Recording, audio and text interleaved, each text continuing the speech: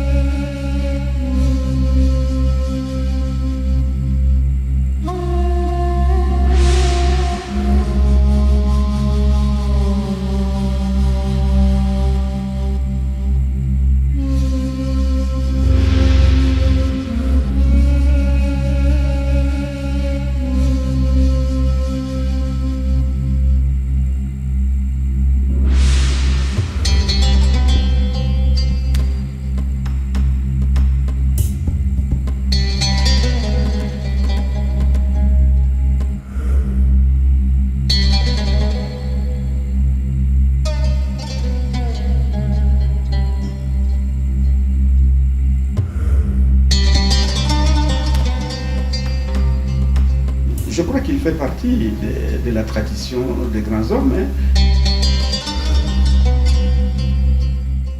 Il était comme une étoile filante. D'où il voulait marquer son temps en fait. Je crois qu'il en avait une pleine conscience.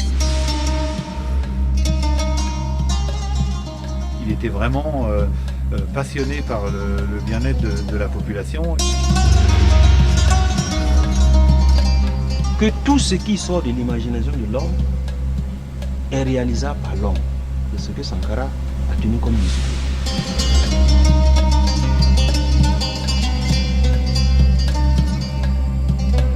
Seul le débat contradictoire permanent peut nous mettre sur la brèche et nous obliger à regarder de très près ce que désirent les masses et non pas les images classiques, académiques que nous recherchons pour nous donner bonne conscience ou pour être simplement en conformité avec un Occident qui nous a inculqué des méthodes, des façons de voir, mais des façons de voir qui ne calent pas forcément bien avec la réalité.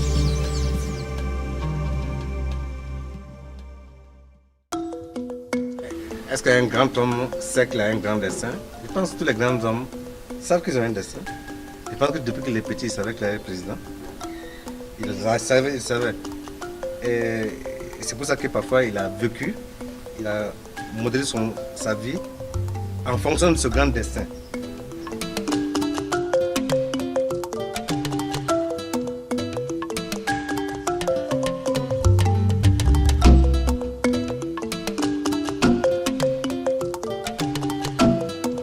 Le Burkina Faso s'appelait donc Haute-Volta d'abord.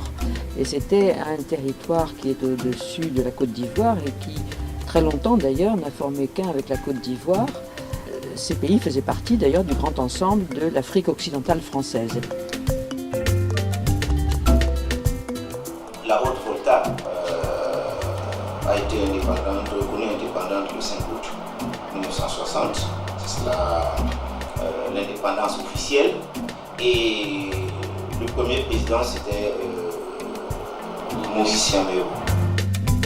Maurice Siaméo a été destitué par un soulèvement populaire le 3 janvier 1966 parce qu'il avait pris des mesures qui n'étaient pas vraiment du goût de la population. Très impopulaires. Des mesures très impopulaires.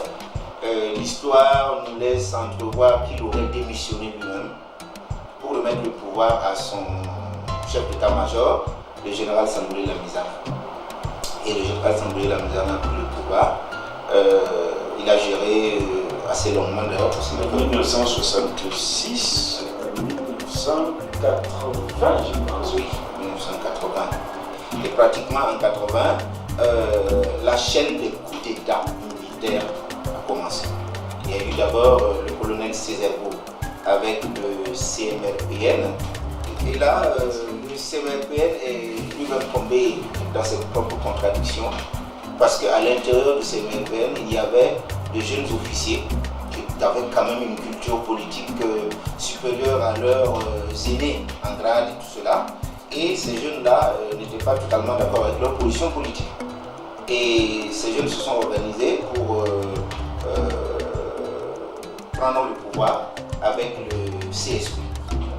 Et le CSP avait justement derrière été dirigé par le commandant Jean-Baptiste Ouedraogo, qui est devenu en fait le 4e président. Le capitaine Thomas Sankara était déjà membre de ce groupe-là, avec le capitaine Blaise Compaoré. Sankara s'était fait connaître parce qu'on l'avait obligé à être ministre de l'Information dans un gouvernement militaire. Il avait accepté à un certain nombre de conditions. Il avait démissionné publiquement. Il était ministre de l'Information en disant malheur à ceux qui bâillonnent le peuple. Il avait fait en direct à la télévision. Donc c'était un personnage très connu. Jean-Baptiste a dirigé le pays entre 1982 et 1983, n'est-ce pas, avec Sankara comme Premier ministre. C'est là où émerge sa dimension révolutionnaire, c'est-à-dire qu'il y a plusieurs fois où publiquement, devant la population, il y a des meetings où il y a un discours un peu falot du président de la République. Et Sankara a des discours très radicaux en employant des expressions populaires où il dit « à bas l'impérialisme », il emploie des mots « à bas les hiboux au regard gluant », enfin des choses comme ça qui sont très imagées parce que c'est probablement pris dans les langues nationales. Et donc il devient un personnage extrêmement populaire et tellement populaire que le 17 mai, il est arrêté par la partie de la droite de l'armée. Comme le pouvoir n'est pas solide, malgré que Sankara soit en résidence surveillée, que Blaise Compaoré avait réussi à ne pas être arrêté, il s'était enfui à Pau où il dirigeait les commandos d'élite et il avait dit qu'il s'était mis en rébellion.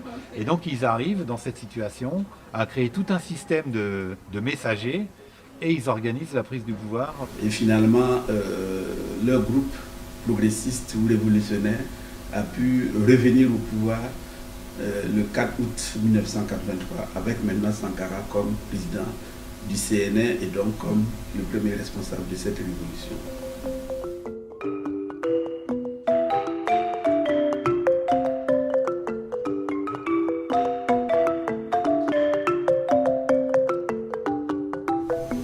C'était dans les années 79, donc au moment du régime de la mise en œuvre de la Troisième République, où rien n'inquiétait le régime, où il me dit comme ça de go qu'en fait il pense que le régime de la mise en œuvre sera renversé par des régimes de colonels. Ces régimes de colonels seront renversés par des régimes de jeunes patriotes, de jeunes officiers patriotes. Et c'est en ce moment, après seulement, que la voie sera ouverte pour la révolution. Et je dis, mais ça, c'est pas une analyse, c'est une prophétie.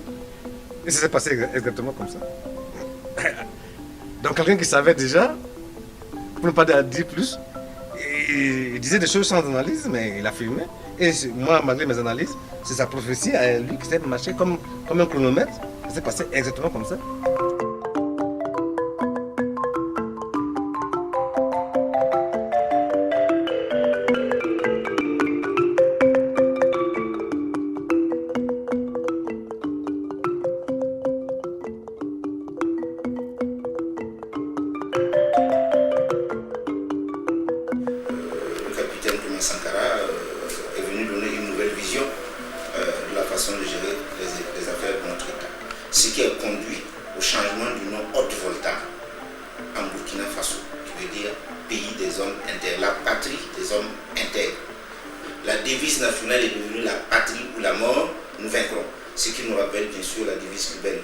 La patrie ou la mort, nous vaincrons. La patrie ou la mort, nous vaincrons. La patrie ou la mort, nous vaincrons.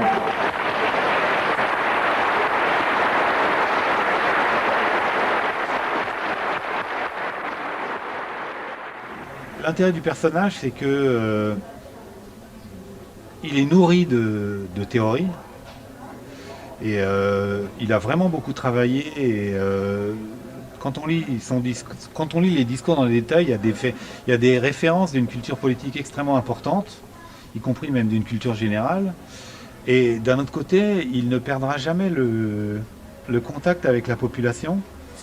Et ce qui est caractéristique du passage de Sankara au pouvoir, c'est que d'abord, il y a eu ce travail de conscientisation de la population en disant, écoutez, nous n'avons plus à attendre Godot, on n'a pas à attendre quelque chose de l'extérieur, il faut nous-mêmes bâtir notre devenir et ça commence aujourd'hui.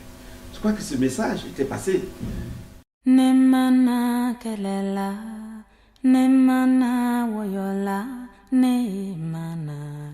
La revolución de agosto encontró a la mujer de Burkina Faso en una condición de sometimiento y explotación causada por una sociedad neocolonial influenciada por la ideología de fuerzas retrógradas.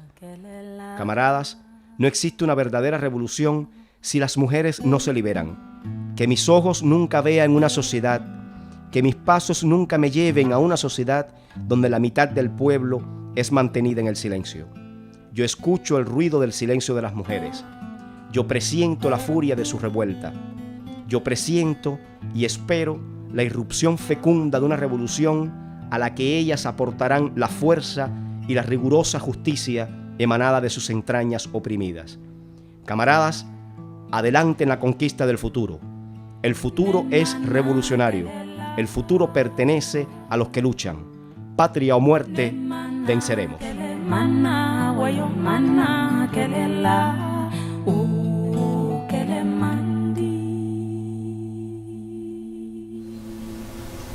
C'est la première fois dans l'histoire de notre pays où on a vu des femmes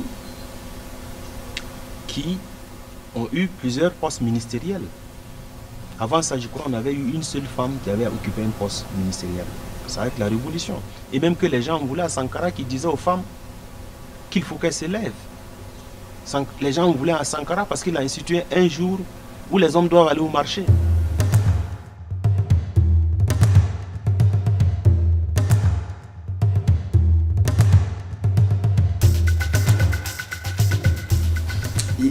Il a fait bouger les choses, de sorte que il a un peu libéré, il appelait ça le génie créateur, mais disons quand même qu'il a libéré un peu les mentalités pour pouvoir libérer les énergies, pour construire, n'est-ce pas, quelque chose qui nous appartienne à nous.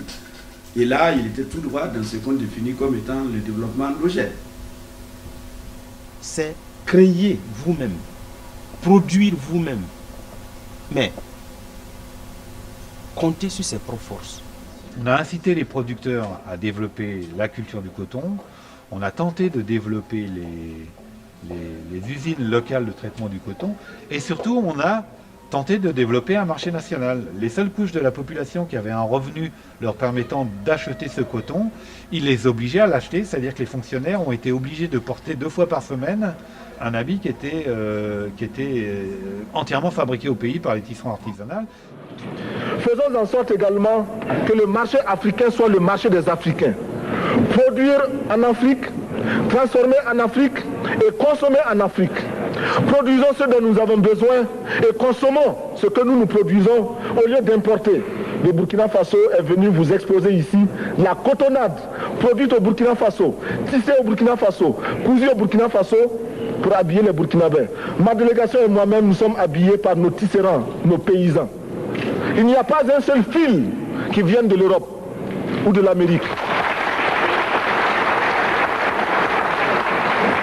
Je ne fais pas un défilé de mode, mais je voudrais simplement dire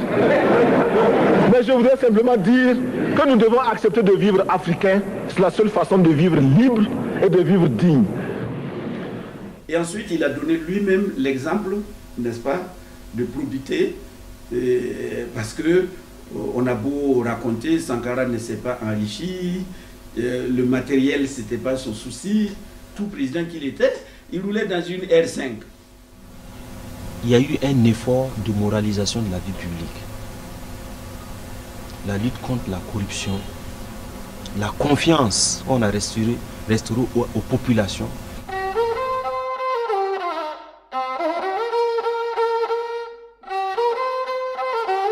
El Burkina propuso y propone todavía que por lo menos 1% de las tremendas sumas sacrificadas a la investigación para la cohabitación con otros astros sirvan para financiar de forma compensatoria proyectos de lucha para salvar los bosques y la vida.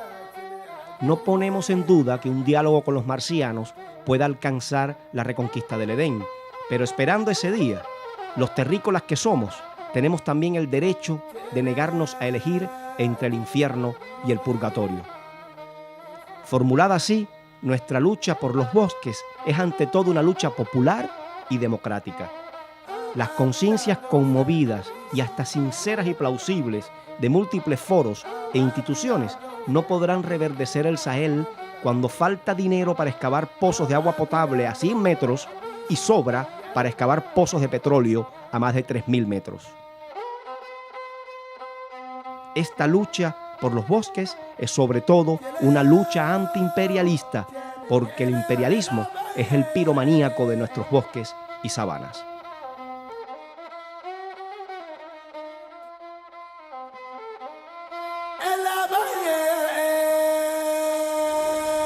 Sur la question de l'écologie, il a mis en place ce qu'on appelle les 3 luttes, c'est-à-dire la lutte contre la coupe abusive du bois, la lutte contre la divagation des animaux, c'est-à-dire que les animaux dans un village en Afrique, ils sont laissés à eux-mêmes, et donc ils mangent les pousses les plus jeunes parce que c'est les plus agréables à manger, donc ils mangent les pousses des arbres et ce qui les empêche de se développer. Et la lutte contre les feux de brousse, ça c'est une catastrophe qu'il y a dans l'ensemble de l'Afrique de l'Ouest, c'est-à-dire pour aller plus vite, les gens, et pour faire la chasse, il y a aussi des traditions qui veuillent ça, mais bon, ils brûlent la brousse.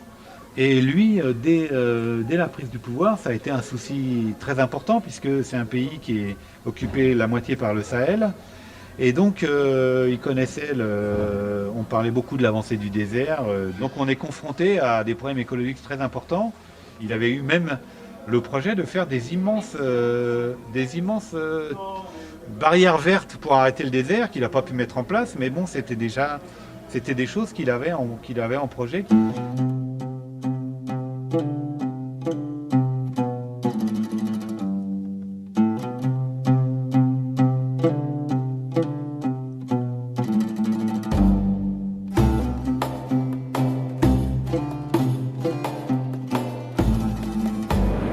Nous estimons que la dette s'analyse d'abord de par ses origines.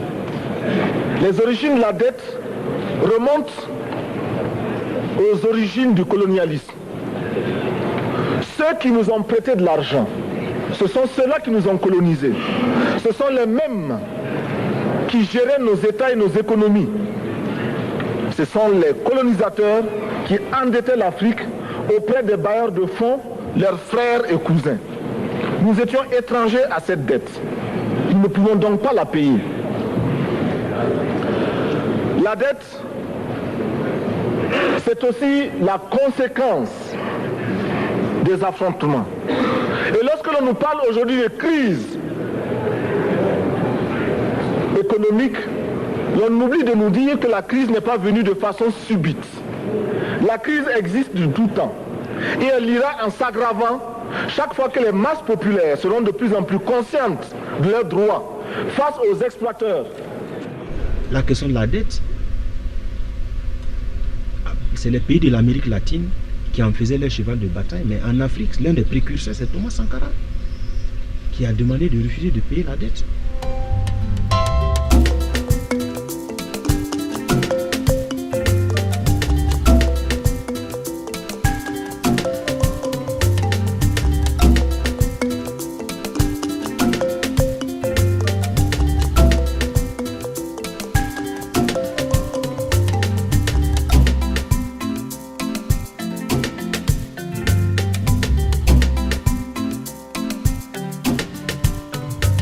En tant qu'Africains, nous sommes nombreux et très nombreux.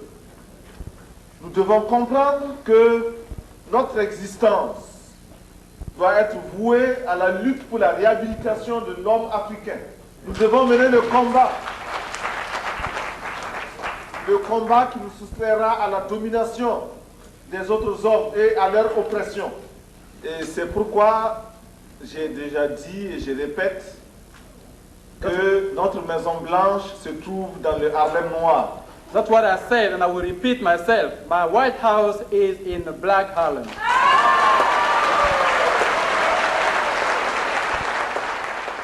Je crois qu'on ne peut pas être nationaliste, révolutionnaire et ne pas être panafricain. On sait très bien que nos pays, pris individuellement, ne peuvent pas avancer.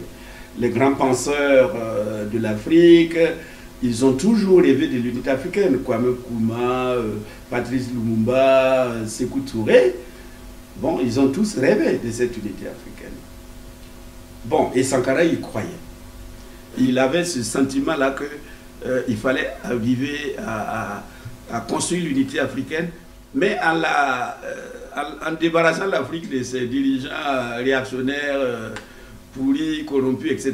Et c'est pour ça qu'il a eu affaire aux autres dirigeants. Et il avait son idée de l'unité africaine, il y croyait, mais pour lui, c'était l'unité de l'Afrique révolutionnaire, en somme. Unis pour agir dans une direction donnée contre l'impérialisme.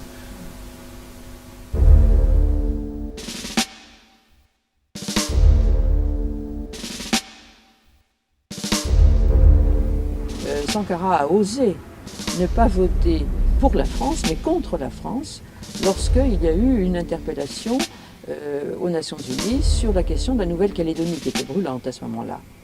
Pour la République française, ça lui est intolérable. Puisque c'est ça qui fait l'intérêt des colonies françaises pour la France, c'est qu'elles disposent de votes automatiques à l'ONU de ces pays qui sont sous sa tutelle. Es el imperialismo quien trata de dominarnos, desde el interior como del exterior de nuestro país. Este imperialismo, mediante sus multinacionales, a través de su gran capital y su poder económico, trata de controlar e influenciar también nuestros debates y nuestra vida nacional. Creándonos dificultades, trata de ahogarnos mediante un bloqueo económico. Trata igualmente de conspirar contra nosotros, contra nuestra seguridad interior.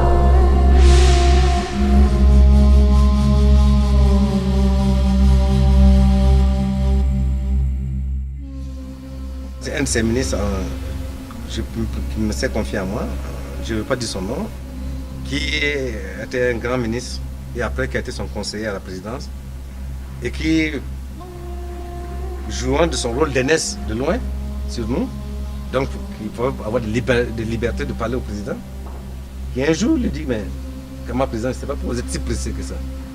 Faites les choses comme si vous allez faire autre chose. Il dit que lorsqu'il a dit ça au président, il a déposé son bic, il a regardé droit dans ses yeux et dit, vous avez le temps, moi, je n'ai pas le temps. La révolution s'est heurtée beaucoup à un manque d'aide extérieure, qui est une des raisons des limites, hein, c'est qu'il passait son temps à chercher de l'aide, mais non conditionnelle, comme il dit. Les erreurs de la révolution ont été parfois des erreurs de précipitation. Les événements s'accumulaient trop vite. Il allait trop vite. Le peuple ne suivait pas. À un moment donné, il y a eu un décalage. Il y a un décalage, le peuple était sous la mesure, tout le temps des mesures. Il faut que tous les jours, il y ait des nouvelles mesures. Tous les jours, il faut qu'il y ait de nouvelles mesures. Donc, les gens étaient essoufflés, en fait. Mais il a compris, puisque dans son discours du 4 août à Bobo, il a dit, il faut arrêter. Ça va trop vite et le peuple ne suit plus. Il faut rectifier la révolution. Le mot de rectifier, là, ça vient de lui. Sankara voulait rectifier la révolution pour enlever les aspects négatifs, pour avancer. Mais il a été dévancé. Pour pouvoir faire un coup, il faut avoir un leitmotiv. Donc, il y a des gens qui sabotaient l'action par le bas et qui refusaient les transformations. Parlons clairement, Blaise Compaoré, voyant donc que si on structurait bien, son ambition de prendre le pouvoir n'a jamais révolu. On tout fait pour entraver et puis pour pouvoir s'aimer le bordel et puis prendre le pouvoir. Voilà.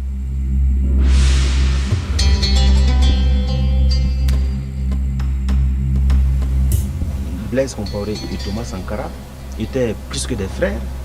puisqu'ils ont tous été à quelque part élevés par le père de Thomas Sankara. Blaise Compaoré était orphelin et le père de Sankara le considérait comme son fils, à tel point qu'il lui avait trouvé une femme, etc. que Blaise a... Donc ils étaient effectivement très proches et Sankara en tout cas avait confiance en lui, lui confiait des missions. C'est lui qui était justement chargé plusieurs fois d'aller en France et c'est lui qui a été chargé aussi qui était chargé d'aller en Côte d'Ivoire. J'ai dit dans mon livre que dans la préparation du 4 août, Blaise s'est déclaré que c'est lui qui sera président. Avant qu'on ne fasse le 4 août. Si on prend Chantal Compaoré, l'épouse du chef de l'État actuel, les contradictions ont commencé là. Quand il y a un ouvrage qui en parle, notamment c'est l'ouvrage de Valère Sommet, le président qui avait été invité par la famille Compaoré s'est vu proposer du champagne par la femme, sachant bien que Thomas Sankara n'allait pas accepter, parce que considérant cela comme des mœurs bourgeoises. Et Thomas Sankara a décliné l'offre. Et elle a dit tant pis pour ceux qui s'en privent. Nous, en tout cas, nous en prenons. Donc déjà, ce sont des témoignages qui montrent qu'il y avait déjà des camps qui se sont posés. Un camp qui préférait le champagne et un camp qui ne voulait pas de champagne.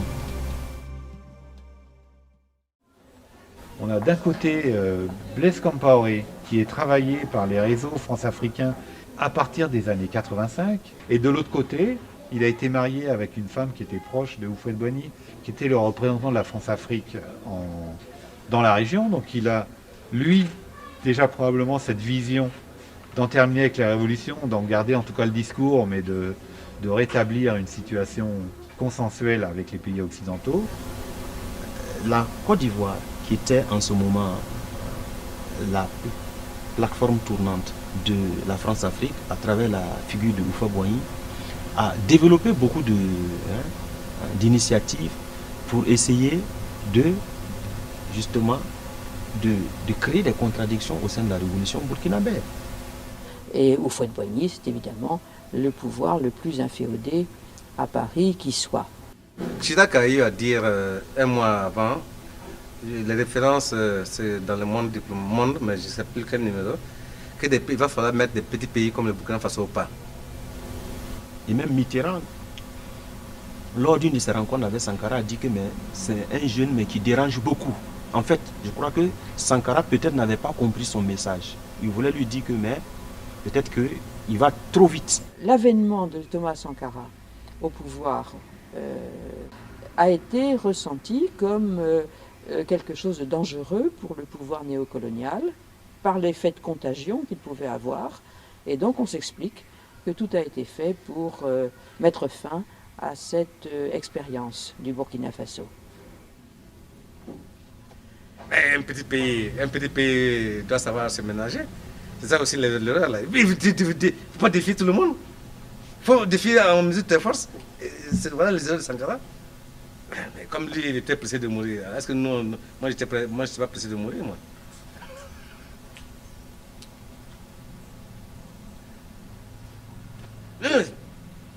Des erreurs bêtes.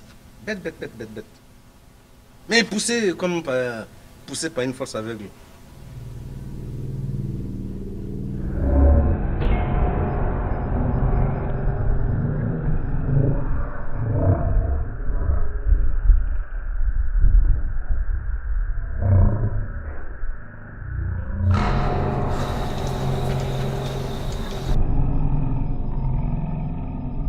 Nous pensons que c'est un devoir pour nous d'arranger sa tombe, de respecter sa mémoire.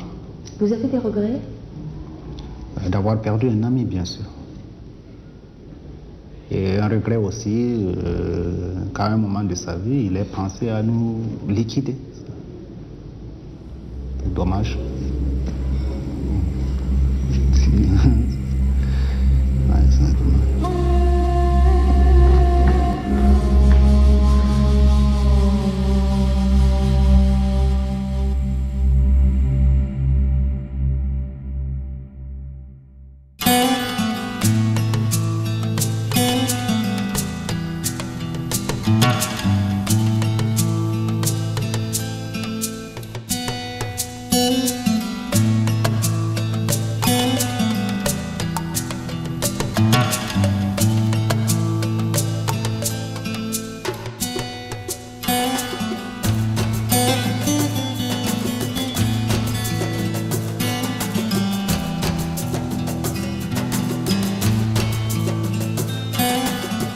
si pendant quelques temps, on a continué à développer un discours révolutionnaire, très rapidement, on est retombé dans le consensus france-africain.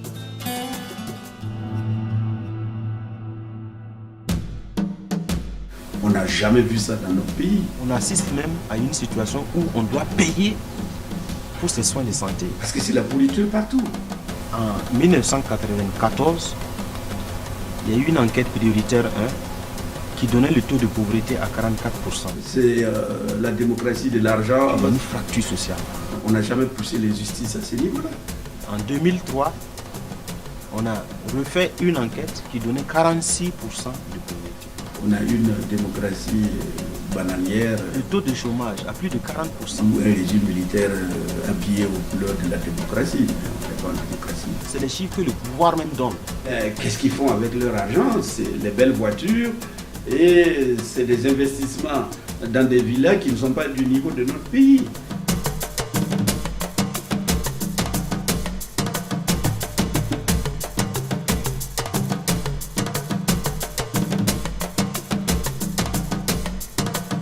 Une série de crimes de sang et économiques. Dans un pays qui a trempé dans la plupart des déstabilisations des pays étrangers, que ce soit récemment dans la Côte d'Ivoire ou que ce soit au Libéria et en Sierra Leone, etc.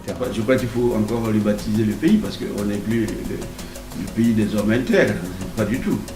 Est-ce qu'on peut a montré cette capacité à faire des manœuvres de toutes sortes pour déstabiliser son opposition, à participer à des trafics de diamants, d'armes? Si les syndicats ne prennent pas les devants pour canaliser une lutte vraiment qui est organisée, ça sera une lutte spontanée, par-ci semée de violence et de pillage. Ce n'est pas en laissant l'initiative privée, laisser la corruption grimper, laisser... je ne sais pas moi, consommer ce que nous n'avons jamais produit. C'est pas de cette façon que nous allons nous développer. Comment pouvons-nous construire nos États sans des leaders historiques qui ont fait quand même une certaine unanimité quant à certaines valeurs? Ces leaders politiques-là contribuent à la formation de la conscience historique, donc à l'édification même d'une conscience nationale.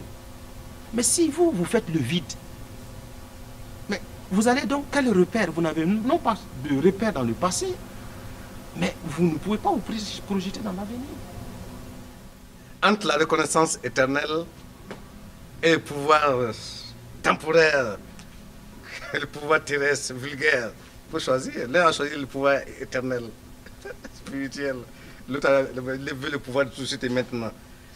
Quand il aura fini de jouir du pouvoir terrestre, le jour qui meurt, on ne parle même plus de lui. Et l'autre, on est content de parler de lui.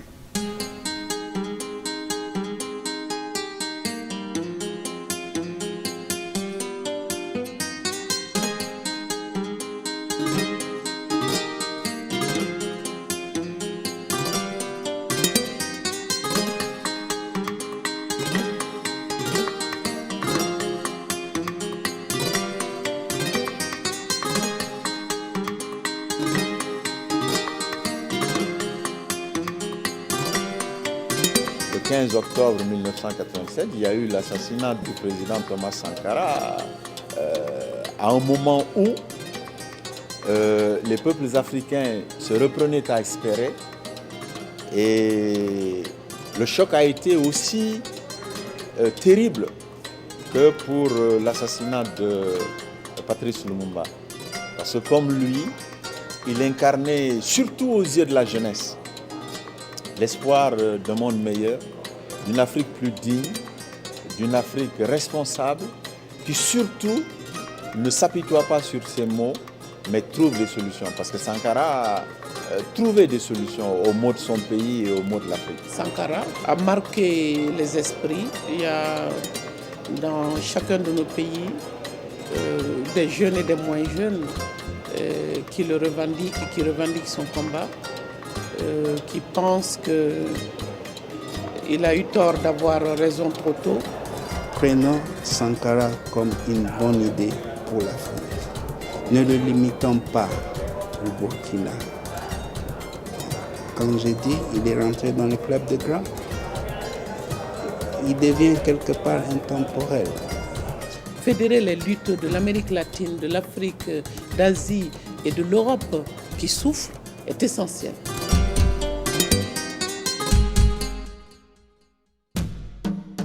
Quand on a une arme qui peut cracher le feu et la mort, et que l'on peut recevoir des ordres en se mettant au garde-à-vous devant un drapeau, sans savoir à qui profite cet ordre, à qui profite ce fusil, eh bien on devient un criminel en puissance qui n'attend que le déclic pour semer la terreur autour de soi.